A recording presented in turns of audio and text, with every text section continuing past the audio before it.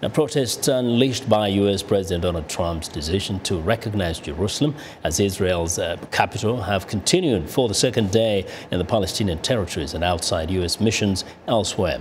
Dozens of people have been wounded in clashes between Israel's soldiers and Palestinian protesters in the West Bank and Gaza.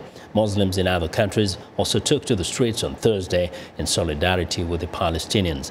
There were concerns that violence could spin out of control on Friday when thousands of Muslims attend weekly prayers at Jerusalem's Al-Aqsa Mosque. VOA's Zlatica Hoke reports. Palestinians in the West Bank burned tires and threw stones at Israeli troops who used tear gas and rubber bullets to disperse the crowds. The Israeli army also responded to what it described as terror attacks from Gaza. Demonstrations also took place in many Muslim countries, including U.S. ally Turkey. Trump's decision is widely seen as incendiary. I see this as pouring gas on flames. This is not good for world peace. Tensions will rise even higher. This move probably was not planned very well. On the one hand, we have the Muslim world that is comprised of 1.5 billion people. Their opinions have not been taken into consideration. All countries, regardless of religion, have accepted that this decision is wrong.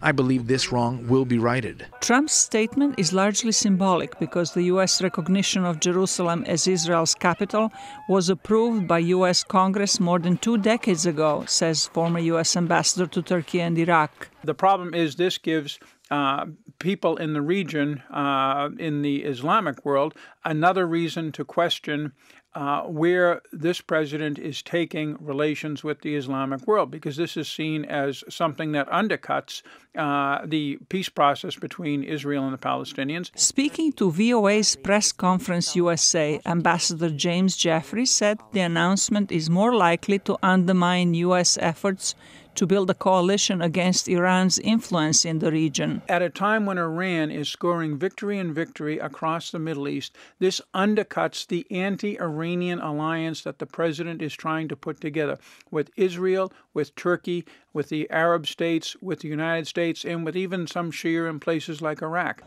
Ambassador Jeffrey says the anger provoked by Trump's decision, which is seen as bias toward Israel, may well lead to renewed violence in the Middle East. Pakistan's religious party Jamaat-e-Islami has called for countrywide protests for Friday. Gaza-based Hamas has issued a call for a new intifada. Arab League nations are meeting Saturday to discuss their response. Zlatica Hoke, VOA News, Washington.